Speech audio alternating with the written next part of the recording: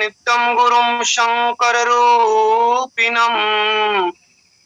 यमाश्रितो हि वक्रोऽपि चन्द्रः सर्वत्र वन्दते।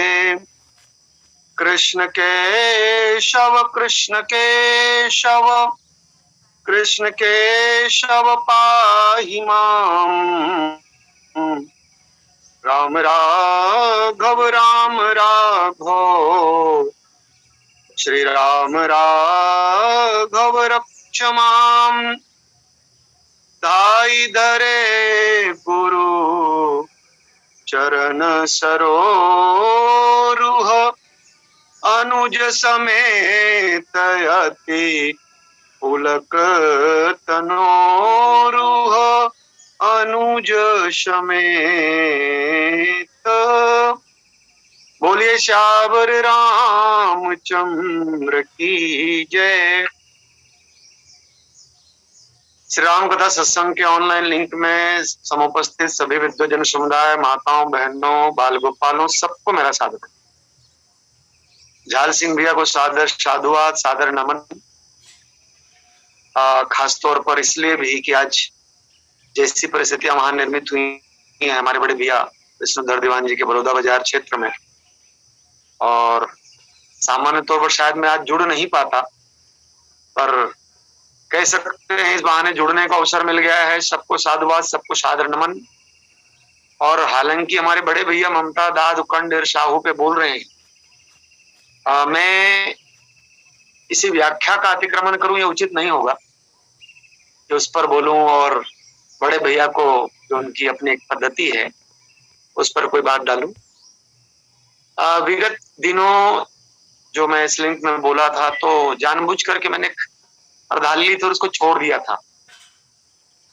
उसको मेरी चतुराई कह सकते, ब्राह्मण चतुराई, कि जानबूझ के इसने ये चतुराई दिखाई है ताकि इसमें ज्यादा बोल कर जगह बन सके। उसका कारण ये है, मुझे एक सुखानुभूति हुई जब हमारे आचार्य श्री मनोहर वर्मा जी को सुन रहा हूँ। किसी वस्तु का विस्तारीकरण कैसे होता है, बड़े गुरु जी को भी सुनता हूँ, हमारे सारे वक्ताओं को सुनता हूँ, सब बेहतर ही बोलते हैं। कभी कभी मैं जब अपना आत्म मूल्यांकन करता हूँ मैं अपने आप को बहुत पीछे पाता हूँ, पर मुझे उसका खेद भी नहीं है। मैं बहुत आनंद लेता हूँ कोई चीज जो बोलना चाहता हूँ उसका। आप सबों के प्रति बहुत विनम्रता पूर्वक अभिनंदन करते हुए, आपका अभिवादन करते हुए, आशीर्वाद चाहते हुए, दाई धरे गुरु चरण सरोरुह अनुज समेत अति पुलक तनोरुह अनुज समेत। राम जी के संदर्भ में विगत वक्तव्य में बातें आई थी और आज मैं सिर्फ लक्ष्मण जी को लेना चाहता। भगवान राम पूरे रावण के वध के पश्चात जब लौटे हैं, वानरों का समुदाय लेकर, केवट को लेकर, बहुत से लोगों को लेकर पुष्पक विमान में सवार होकर के अवध में आए हैं, और जैसे ही सदगुरुदेव भगवान को देखा है, महाराज वशिष्ठ जी को देखा, धाई धरे गुरु चरण सरोरु, दौड़ कर चरणों को पकड़े। अकेले नहीं, अनुज समेत पुलक तनोरुह। हृदय गदगद है, शरीर पुलकित है, रोमावलियां खड़ी हैं, और मान लो एक स्थिति यदि राम जी की हो तो समझ आता है, पर अकेले राम नहीं, अब तो राम जी के साथ बराबर लक्ष्मण जी यथावत। एक बात जो कही जाती है, राम और लक्ष्मण एक शरीर और एक प्राण। लक्ष्मण को प्राण कहा गया है और शरीर के रूप में राम जी को कहा गया है, या हमारे वक्तागण मानते हैं ये दोनों संपुट हैं, दो मिलकर एक हैं। और इसे जब विश्वामित्र महाराज जी मांगते हैं तो अनुज समेत देव रघुनाथा का जो शब्द है आज पुनः सार्थक होता है। आरंभ अनुज समेत देहु रघुनाथा, निशिचर बद में हो बसना था अनुज समेत। अच्छा एक बात जान लीजिएगा, जब रामानुज शब्द हम लोग उपयोग करते हैं नाम के रूप में, रामानुज का मतलब क्या? क्या रामानुज भरत जी हैं, क्या रामानुज शत्रुघ्न जी हैं? और तब कहना पड़ेगा रामानुज मतलब सिर्फ लक्ष्मण, सिर्फ लक्ष्मण जी। क्यों, कैसे कह सकते हैं लक्ष्मण जी अनुज हैं, रामानुज लक्ष्मण जी यथेष्ट हैं? और एक बात जान लीजिए, दोनों के साथ जो स्थिति यहाँ पर वर्तमान प्रसंग में है, भगवान राम जिस उद्दता के साथ, जिस प्रेम के साथ, जिस विवहलता के साथ गुरुदेव वशिष्ठ जी महाराज के चरणों में शीश रखते हैं, चरणों को दंडवत प्रणाम करते हैं, उससे थोड़ी भी कम ज्यादा नहीं। यथावत जैसे राम वैसे लखन, अनुज समेत अति पुलक तनोरुह। छोटे भाई लक्ष्मण समेत दोनों का शरीर यथावत पुलकित है। कह सकते हैं लक्ष्मण जी महाराज भी उसी स्तर पर गदगद हैं जैसे राघव सरकार। राम जी अपने वैभव के, राम जी अपने ऊंचाई के, राम जी अपने सारी बातों का श्रेय यदि गुरुदेव वशिष्ठ जी महाराज को देते हैं शब्द के साथ हमको पूरा मेल करना पड़ेगा। ये शाब्दिक नहीं है, व्यवहारिक। जिस प्रेम के साथ, जिस प्रेम की प्रचुरता के साथ राम जी गुरुदेव महाराज के चरणों में लिपटते हैं, गुरुदेव महाराज के चरणों में प्रणाम निवेदन करते हैं, दंडवत करते हैं, यही साबित करता है यह वाचिक भाव नहीं है। गुरुदेव के प्रति जो सम्मान की उत्कृष्ट पराकाष्ठा है वो राम जी के व्यवहार में हम देख सकते। यदि मान लो कोहवर में जब ये बात कहते हैं सखियों के बीच में, राम जी को जब ये कह दिया गया गुमान ना पालना, धनुष तोड़ने में तुम कारक नहीं हो, लक्ष्मण जी के कहने पर, और तब राम जी ने से लक्ष्मण जी ने कहा कि महाराज सही बता दी, धनुष आपने तोड़ा है, सबने देखा है। और तब राम जी ने स्पष्ट कहा लक्ष्मण तुमको भी लगता है धनुष मैंने तोड़ा है, पर आज मैं सबके सामने बात स्वीकार करने को तैयार हूं, धनुष मैंने तोड़ा नहीं है।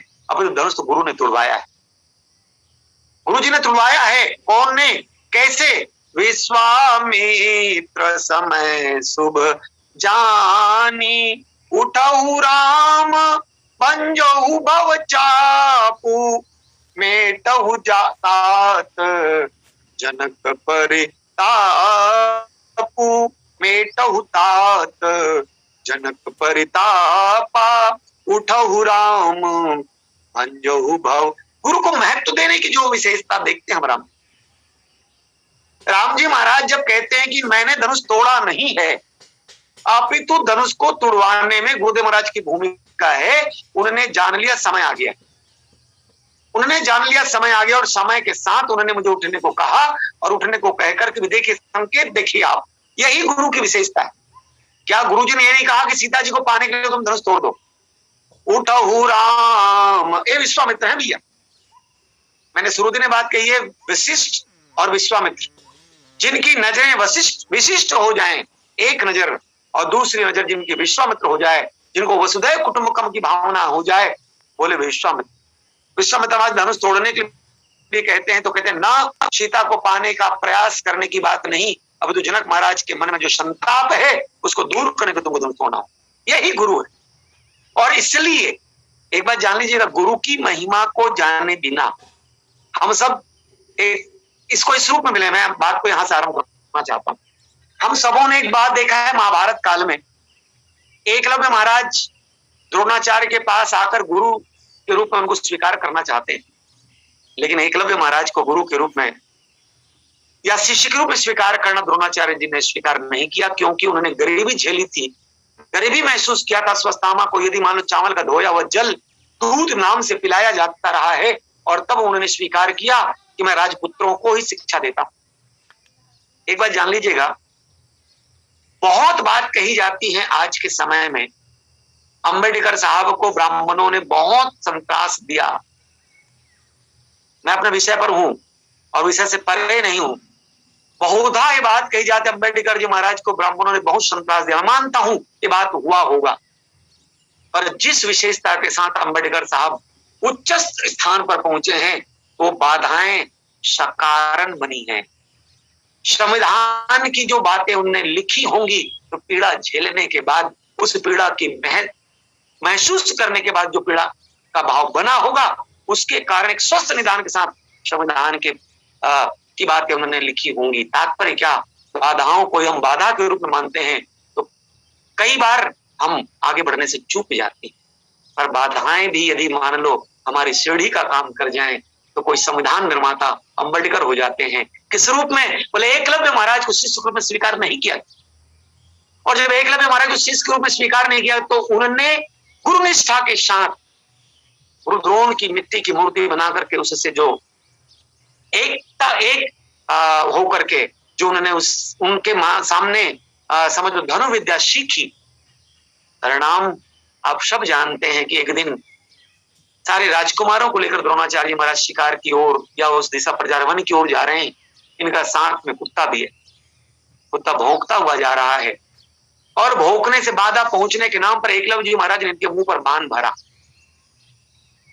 बाण मारा नहीं, मुंह में बाण भरा, माउथ लॉक किया, मुंह में बाणों को भर दिया, एक खून की बूंदें नहीं आ रही।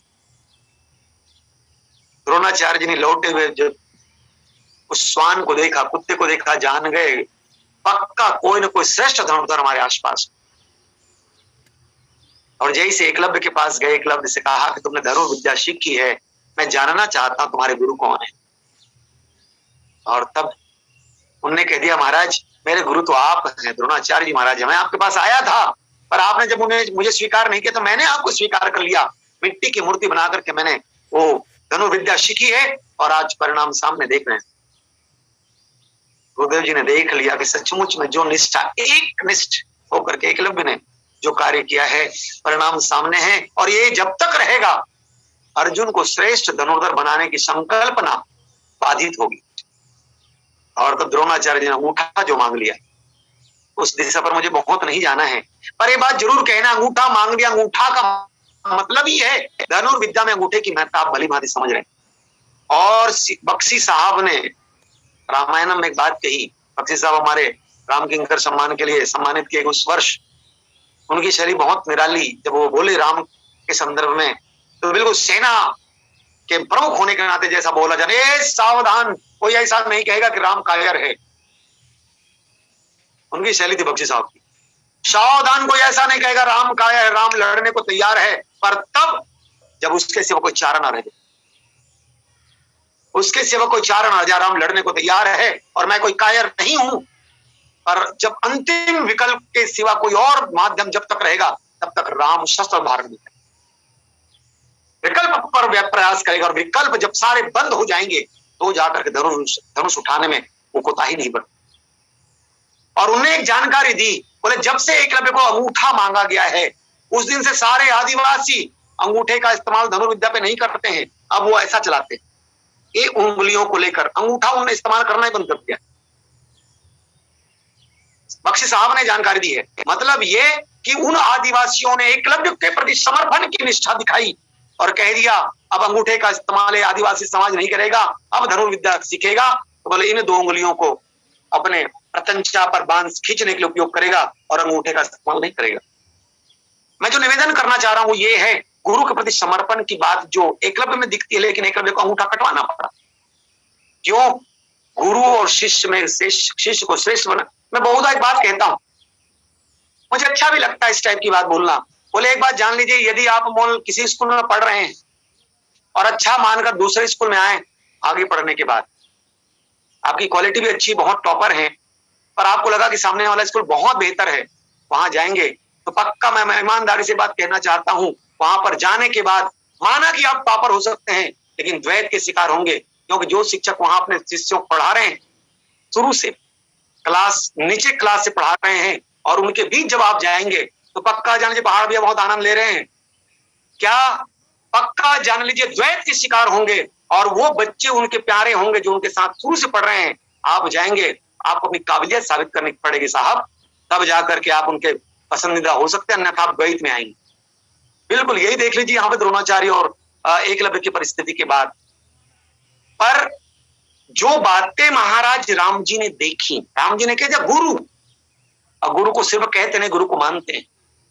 और तब बोले उन्होंने जो प्रणाम किया है, प्रणाम देख लीजिए आप, इन्होंने जिस मोहब्बत जिस स्नेह से प्रणाम किया है, धाई धरे गुरु चरण सरोरुह अनुज समेत यति पुलक तनोरुह।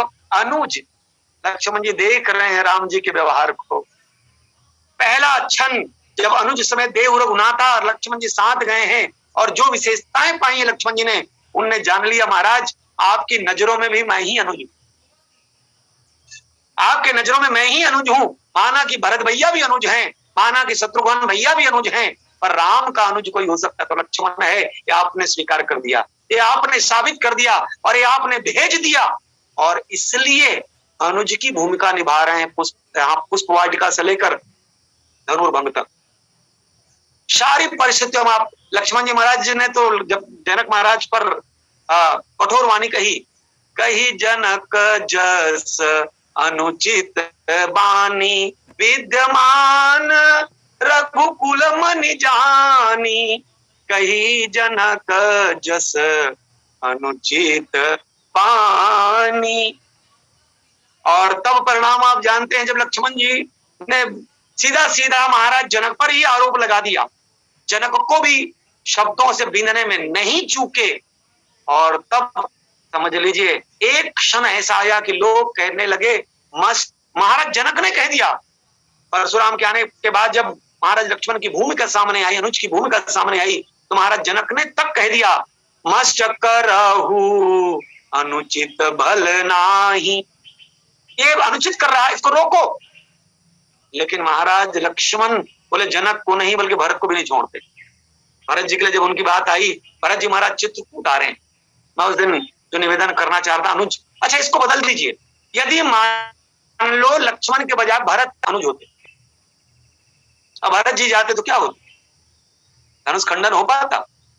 और आप बिल्कुल एक चीज छोटा सा दूं, छोटा सा, क्या जैसे ही सखियों ने मजा लेने के लिए राम जी की पादुकाओं को, राम जी की जूतियों को एक स्वर्ण थाल में स्वर्ण जड़े हुए कपड़े से ढककर लाया, कहा हमारे कुल देवी हैं प्रणाम करो। लक्ष्मण जी से कहा हम नहीं जानते, गुरुपित महात्मा जानो का हूं, हम राम भर को जानते, ये सब नहीं जानते, नहीं मानेंगे, नहीं प्रणाम करेंगे।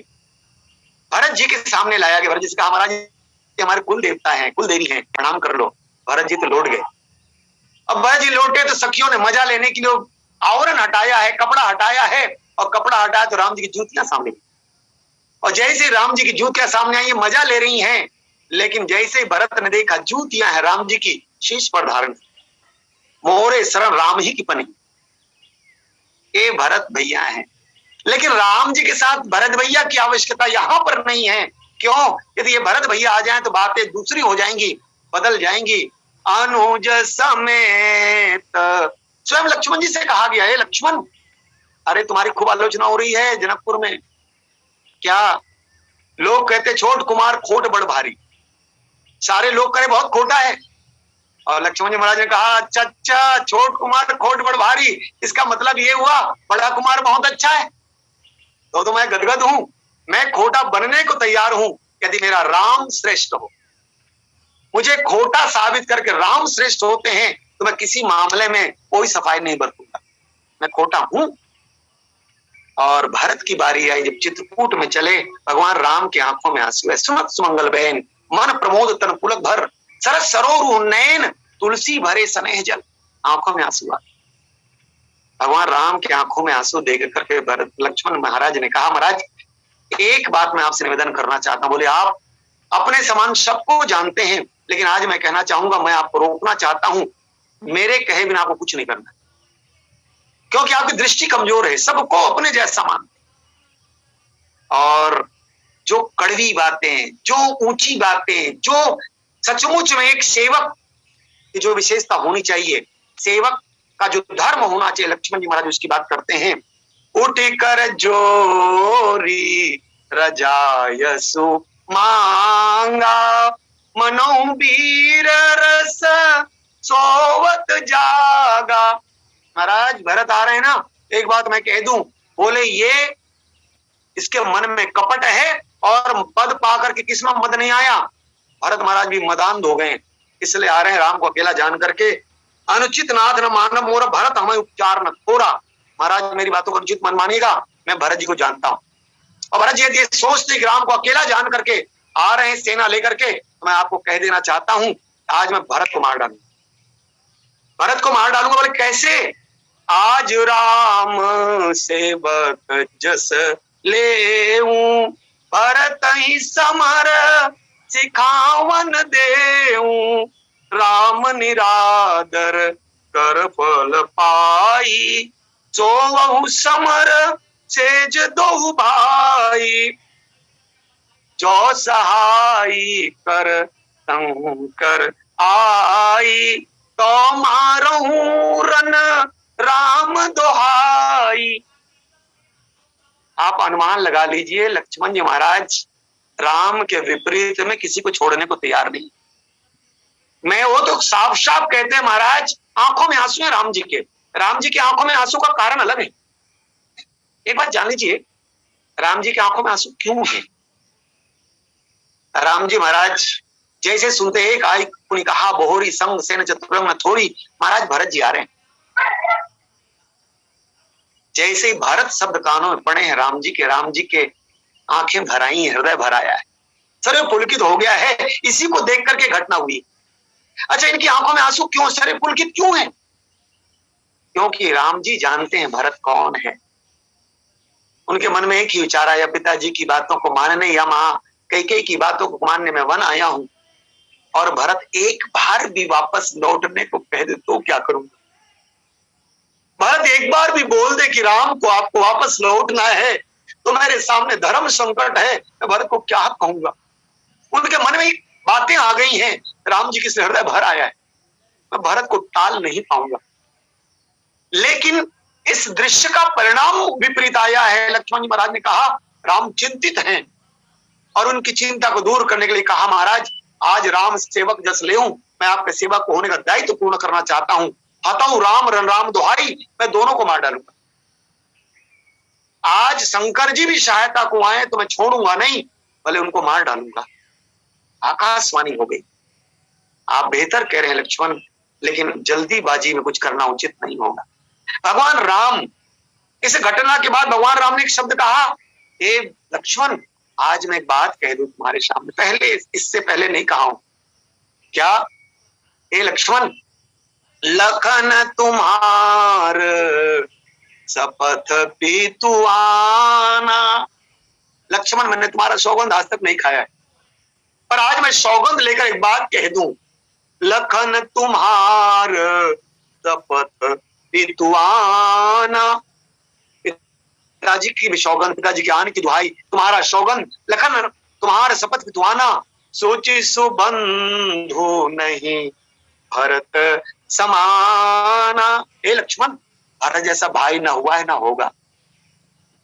भरत हो ही न राज मद, विधि हरिहर पद पाई, कबहू की कांजी चीकरनी चीर सिंधु बिन। राम का विश्वास, राम का प्रेम, राम और भरत के प्रति जो एकत्व है उसकी परिणति सामने है। और लक्ष्मण जी महाराज ने देखा सचमुच में जो बातें कही गई हैं, क्या दूर से प्रणाम किया है महाराज भरत जी ने पीछे से आकर। राम जी बिल्कुल शांत हैं। राम जी ने कहा लक्ष्मण तुम कह रहे हो तो जब तक तुम नहीं कहोगे मैं कुछ नहीं करूंगा। भरत भैया पीछे से आ रहे हैं, राम जी इधर देख रहे हैं, बिल्कुल दृष्टि लक्ष्मण जी की सामने है, जहां भरत भैया दंडवत लकुटी की नहीं पड़े हुए हैं। तुरंत शब्दों पे आ गया बात जो अभी तक वीररस की बातें थी, अनुज में जो बात मिलनी चाहिए। पहली बार लक्ष्मण जी ने पहली बार अपना इष्ट बदला है, पहली बार भरत के साथ हुए हैं, भरत के पक्ष में आए हैं, और भरत के पक्ष में आकर तुमने कहा भरत प्रणाम कर सकता। बहुत सुंदर सा चित्र, मैं उसको बहुत लंबा नहीं लेना चाह रहा हूं। मूलतः अनुज की बातों को मुझे निवेदन करना है। जैसे उन्होंने कहा भरत प्रणाम करत रघुनाथा, भगवान राम सुने, राम सुनि प्रेम अधीरा, कहूं पट कहूं संग धनुधीरा, दौड़ पड़े।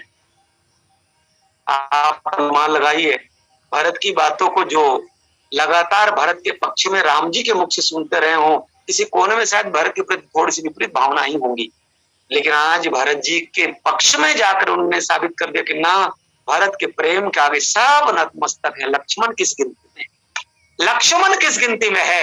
भरत ने सबको फ्लैट कर दिया है, सबको चरणों में झुका दिया है। और तब भरत प्रणाम करत रघुनाथा, भरत प्रणाम, राम जी दौड़ पड़े हैं और दौड़ करके मिल गए। बिल्कुल वही क्षण, वही स्थिति। धाई धरे गुरु चरण सरोरुह, अनुज समेत यति पुलक तनोरुह। शरीर पुलकित लक्ष्मण जी महाराज का। क्यों? लक्ष्मण जी महाराज कहना चाहते हैं, महाराज मैं आपके चरणों को प्रणाम निवेदन करता हूँ। जिन चरणों की विशेषता के माध्यम से राम जी जिन चरणों की कृपा को सदैव महसूस किया है, सेवा के नाते शायद मैं किसी कोने पर आपके चरणों से विलग रहा। सेवा के नाते शायद मैंने गुरु के चरणों से विलग रहना स्वीकार किया, पर मैं आज स्वीकार करता हूं इस सचमुच में आज मैंने भी कोई योग्यता पाई है, मैंने भी राम के चरणों की सेवा की है। तो माता तो कारण है, पर माता से पहले गुरु कारण। माता भी कारण, मेरी सुमित्रा अम्बा कारण है, जिन्हें वो गुरु दीक्षा मुझे दी है। लेकिन उससे पहले शुरू से ही ट्रेनिंग पीरियड में आपने मुझे भेजा। कौन सा? अनुज समेत देहु रघुनाथा, निशिचर बद में होब सना था। तब वशिष्ठ बहु विधि समुझावा, निप संदेह नास कहाँ पावा। हमारा ट्रेनिंग पीरियड में आपने भेजा था हमारा। और जब मैंने ITI की आपके द्वारा, मैंने ट्रेनिंग किया आपके द्वारा, तो समझ लो उसके बाद में जो विशेषताएं आई मेरी माँ ने दिया है, पर मूलतः महाराज आपके चरणों की ही विशेषता है कि आपके चरण के कारण आज मैं इस मुकाम तक पहुंचा हूं। धाई धरे गुरु चरण सरोरुह, अनुज समेत यति पुलक तनोरुह। दौड़ करके चरणों को पकड़े। क्या कहना चाहते हैं? अच्छा हुआ महाराज मैं आपके चरणों के अवलंब में आकर आज सुकून महसूस कर रहा हूं। मैंने कितनों पर टिप्पणियां की है महाराज, मैंने कितनों पर टिप्पणियां, अपने पिताजी को मैंने नहीं छोड़ा है।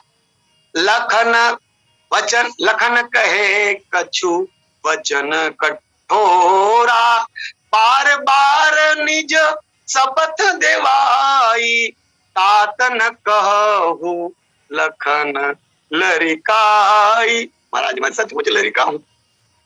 महाराज मैं कितना लरिका हूं कि मैंने किसी को नहीं छोड़ा, सबको मैंने टिप्पणी की है। भरत को भी नहीं छोड़ा, पिताजी को नहीं छोड़ा, किसी को नहीं छोड़ा, जबकि मैं 2-2 लोगों से दीक्षित हुआ हूं। एक आपकी दीक्षा मैंने पाई है, दूसरा मेरी मां ने जो दीक्षा दी, उस दीक्षा के तो सामने फिर गुरु की महत्ता अपने आप स्थापित हो जाती है, गुरु की महिमा स्थापित हो जाती है। और तब मां ने जो दीक्षा दी उसने साबित कर दिया। पर आज मैं आपके चरणों को पा करके जो आनंद की अनुभूति पा रहा हूं, बोले अब तो समापन है महाराज। राम राज्य की जो संकल्पना पिताजी ने की थी, मैं उन पर टिप्पणी कर गया, पर राम राज्य अब संपुट होने वाला है। बोले किस कृपा से? पिताजी की कृपा से नहीं, गुरु की कृपा से। पिताजी ने जो सपने सजाए, पर सपनों को सजाकर जो गुरु का अनादर कर गए अनजाने में, अति भावावेश में जो गुरु जी का अनादर कर गए, तब नर नाह वशिष्ठ बुलाए, राम धाम सिख ते न पठाए। महाराज राम जी के धाम में आप गए, पर मैं तो समझ लीजिए उसके बाद आप गुरु की दीक्षा नहीं, मैंने सुमित्रा गुरु की दीक्षा पा ली। उस क्षण में मेरी दूसरी गुरु मां आ गई, गुरु आ गई, और गुरु ने जो दीक्षा दिया, उन्होंने इस सेवा का संकल्पना पूरा करवाने में गुरु की भूमिका निर्वहन की। मैं समझ पाया हूं कि गुरु की महिमा क्या है। एक छोटा सा दृष्टांत रखूं, क्योंकि दृष्टांत शायद में हो सकता है पटल में आप कभी और रख गया होऊंगा, पर फिर भी मैं रखना चाह रहा हूं। क्या? बोले हमारे भारत देश के राष्ट्रपति शंकरदयाल शर्मा साहब मुस्लिम राष्ट्र गए, ओमान गए। ओमान की राजधानी मस्कट में उनका समझो शासकीय विमान उतरा। तो वहां ओमान के जो राजा हैं, राजकुमार ने कहा कि मैं आज शंकरदयाल शर्मा जी के स्वागत के लिए स्वयं जाऊंगा, और यहां तक कि मैं उस विमान में से उनको ससम्मान सीढ़ी से नीचे लाऊंगा, और उसके बाद उनको उनके वाहन में मैं स्वयं संचालित करते हुए, ड्राइविंग करते हुए उनको लेकर अतिथि गृह तक लेके जाऊं। स्वयं गए शंकर दयाल शर्मा जी को विमान से लेने के लिए, उनके विमान में चढ़े, विमान से उनको लेकर ससम्मान नीचे लाए और जिस गाड़ी के ड्राइवर के साथ उनको जाना था उनको कहा तुम हटो, मैं बैठकर उनको ड्राइविंग करते हुए ले जाता हूँ, सारथत्व करते हुए ले जाता हूँ। उनको लेकर गए, अतिथि गृह में उनको रुकवाया गया पूरे सम्मान। वहां के पत्रकारों ने पूछा सर हम एक जानकारी लेना चाहते हैं, क्योंकि ओमान के आप राजकुमार हैं, आज आपने सारे प्रोटोकॉल तोड़े, इन प्रोटोकॉल का तोड़ने के पीछे का उद्देश्य क्या है? क्या भारत के प्रति बहुत अनुराग है? भारत से बहुत राग होने के कारण आपने ये तोड़ा है? दूसरा, शंकर दयाल शर्मा ब्राह्मण है, इसलिए उनके प्रति आपके मन में बहुत श्रद्धा है, इसलिए आपने प्रोटोकॉल तोड़ा है? स्वयं सारथी के सीट पर, ड्राइविंग सीट पर बैठकर उनको ससम्मान लाए हैं, सारे प्रोटोकॉल आपने तोड़ी है। क्या हम जान सकते हैं कि प्रोटोकॉल तोड़ने में भारत के प्रति सम्मान, ब्राह्मण होने के प्रति सम्मान, शंकर दयाल बहुत शिक्षाविद हैं, इनके प्रति सम्मान, कौन सा सम्मान जिसके कारण आपने सारे प्रोटोकॉल को न्यून कर? ओमान के उस राजकुमार ने कहा आपका प्रश्न वाजिब है, पर मैं बता देना चाहता हूं मेरा भारत के सम्मान कारण नहीं है प्रोटोकॉल तोड़ने में, शंकर दयाल शर्मा का ब्राह्मण होना कारण नहीं प्रोटोकॉल तोड़ने में, शंकर दयाल शर्मा बहुत भाषाओं के जानकार है, बहुत उच्च प्रशिक्षित है या जानकार हैं, ये कारण नहीं है, अपितु मेरा कारण ये है जब दिल्ली में मैं पढ़ता था, ये मेरे प्रोफेसर, मैं जब दिल्ली में पढ़ता था तो मेरे प्रोफेसर थे और प्रोफेसर को सम्मान देने के लिए मैंने सारे प्रोटोकॉल तोड़े। ताई धरे गुरु चरण सरोरुह। लक्ष्मण जी महाराज आज चरणों को पकड़ करके मानो महसूस करना चाहते, महाराज मैंने कितनी त्रुटियां की हैं, गुरु के चरणों के परे जाकर कुछ निर्णय जो मैंने अपनी ओर से लेने की कोशिश की, मैं जान गया गुरु जी के चरणों से बाहर जाना उचित नहीं होगा। मैंने भरत पर टिप्पणी की, भरत पर मैंने कितने आरोप लगाए, उस समय मेरे भाई ने जो सौगंध मेरा खाया, फिर भी मैं उससे परे जाकर भरत जी की मैंने परीक्षा ले दी, पर सचमुच में आज मैं महसूस कर रहा हूं गुरु चरणों के अवलंब का परिणाम क्या हो सकता है।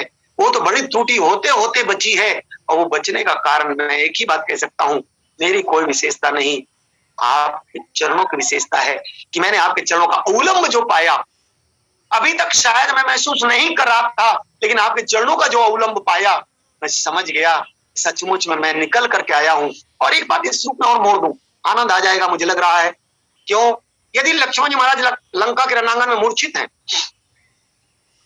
मूर्छित हैं और महाराज भरत के औषधि से सेवा हो रही है, मान लिया हनुमान जी की औषधि से सेवा नहीं, हनुमान जी औषधि ला रहे हैं और हनुमान जी की औषधि के साथ साथ भरत की औषधि शामिल है। जिस प्रेम को लक्ष्मण जी महाराज ने ठुकराया था, तो एक बात जान लीजिए, भगवान राम जब हनुमान से पूछते हैं हनुमान तुमने 2 समुद्र पार किया, एक लंका जाने के लिए समुद्र पार की, दूसरा तुमने भरत समुद्र पार की, दोनों समुद्र में अंतर क्या? और तब हनुमान जी महाराज ने कहा महाराज माना लंका जाने के मैंने समुद्र पार किया, प्रभु द्विका मेल मुखवाए जलद नाग अचरज नहीं, ये मान सकते हैं कि मैंने समुद्र पार किया, पर मैं आज आपसे कहना चाहता हूं प्रभु मैं भरत समुद्र को पार नहीं कर पाया, डूब गया। और तब राम ने कहा बोले प्रेम का समुद्र डूबने के लिए ही है, वो पार करने के लिए नहीं है, और इस समुद्र को लांघने की चेष्टा की है अनावश्यक। महाराज लक्ष्मण ने परिणाम सामने है, महाराज मेरा सौगंध मेरे भाई ने खाया, मैंने विवश कर दिया उनको सौगंध खाने के लिए, मैंने उनको छोटा बनाने की चेष्टा की, पर आपके अवलंब में आने के बाद मुझे एहसास हो रहा है कि सचमुच में जो आपके कृपा चरण कृपा का आश्रित होगा उससे त्रुटि नहीं होगी। जो राम और जिसने आपके चरणों को थोड़ा सा दूर चरणों से रह करके रहा, उसका परिणाम मैंने देख लिया है, पर मैं अब विराम पाना चाहता हूं आपके चरणों का अवलंब लेकर। ताई धरे गुरु चरण सरोरुह अनुज समेत यति पुलक तनोरुह अनुज समेत यति पुलक तनोरुह। ये लक्ष्मण जी महाराज आज चरणों में गिर गए, पूरा शरीर पुलकित, बिल्कुल जैसे राम ऐसे लक्ष्मण। और तब कहना पड़ेगा राम यदि शरीर है, लक्ष्मण प्राण है, राम के विपरीत एक कार्य करने को तैयार नहीं है। और राम पर यदि मान लो कोई आरोप आ जाए तो लक्ष्मण किसी को छोड़ने को तैयार नहीं है। पर गुरु के अवलंबन में आने के बाद ये कह सकते हैं, गुरु जी आपने मुझे भेजा। क्यों? आप जानते हैं राम कितने सरल हैं, और राम की सरलता को यदि बचाना है तो एक कवच की आवश्यकता है, और वो लक्ष्मण हो सकता है। एक कवच की आवश्यकता है, वो लक्ष्मण हो सकता है। आपने जानबूझकर भेजा है, और मैं जो किया हूं अब कह सकता हूं आपके किसी न किसी कृपा का परिणाम है कि मैं सन्नद्ध रहा, आपके द्वारा दी गई भूमिका का निर्वहन करता रहा। अब मैं वो भूमिका पूरा कर चुका हूं। अब तो राम राज्याभिषेक होना है, और वह भी आएगा आपके चरणों के आश्रय से आएगा। धाई धरे गुरु चरण सरोरुह अनुज समेत यति पुलक तनोरु। सिर्फ पुलकित है लक्ष्मण भैया का। हमारे आने वाले दोनों वक्ता श्रद्धेय बड़े गुरु जी को सादर नमन, हमारे मनोहर वर्मा जी को मेरा सादर नमन, और त्रुटियों के लिए क्षमा चाहते हुए सबके प्रति बहुत कृतज्ञता ज्ञापित कर झाल भैया को सादर साधुवाद कि आपने बचाया, वो समय को सदुपयोग कर लिया। सादर सादर नमन, सादर सादर साधुवाद।